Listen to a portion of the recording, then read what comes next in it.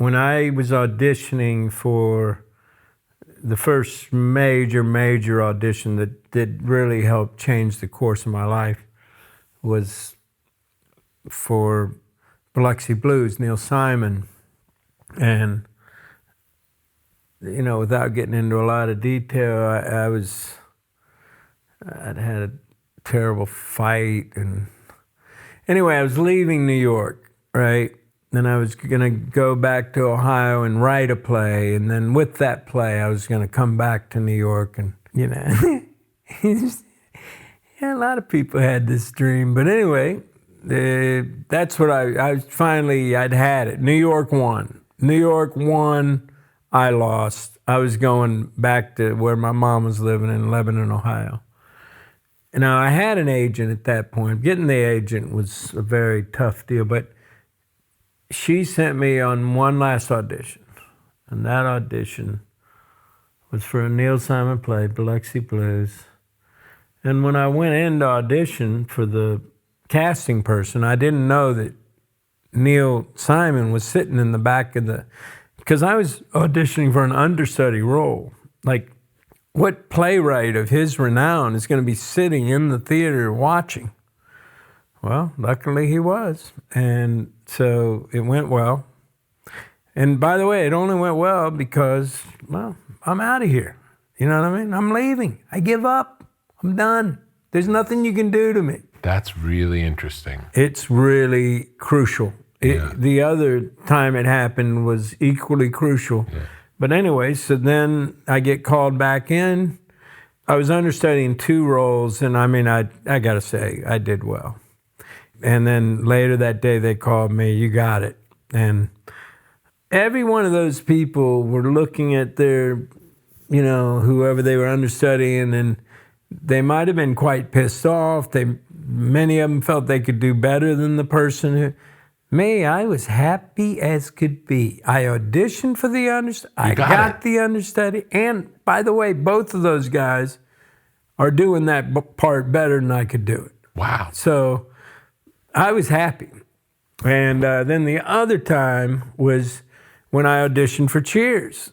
Because at that point, I told you I'd been doing the play, and I got a little sabbatical from the play to go do the Goldie Hawn movie.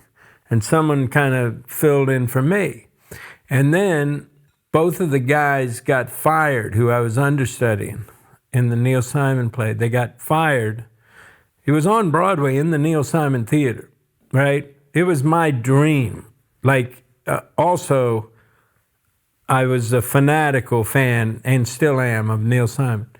So they got fired, and they called me, can you going to be able to come back and play the part? Oh, yeah, baby. I was 23. It was my dream come true to be on Broadway, Neil Simon play. Well, then I auditioned for Cheers.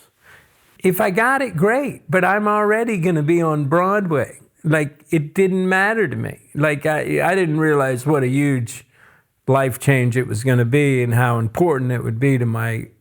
I can't imagine that and not having been in my life now, but at the time I was like, no problem. Yeah, I'm doing this other thing. Yeah, I'll go do Broadway.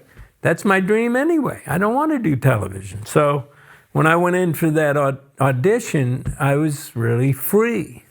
But it was funny, the audition. It was Laurie Opendam was the casting person there at Paramount.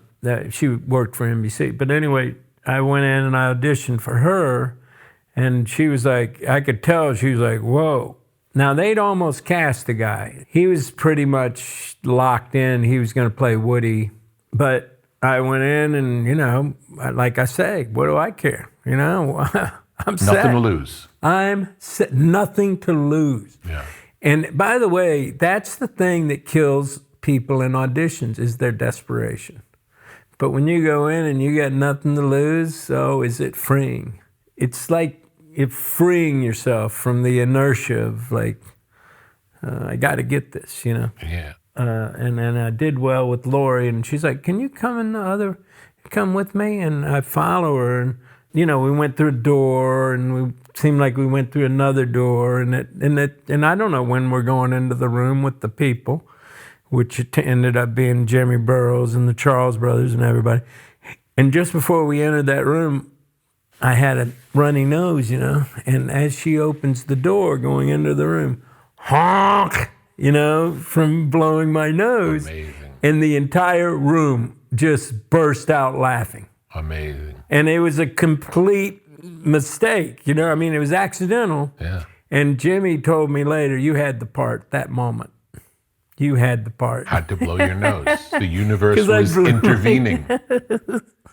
Yeah, I don't know, maybe. Amazing. I mean, don't you feel like there's a universal intervention with creative acts? Absolutely, all the time. And when you come to realize that's what it is, you start seeing it happens all the time. Right, right. If you're not paying attention, it'll just go by because business as usual. Right. But when you pay attention, so many little details that could have gone a different way just kind of fall into place. But the not paying attention is like distraction by fear or doubt, or, Yeah. right? Like Yeah. those are the things that keep you out of that creative flow.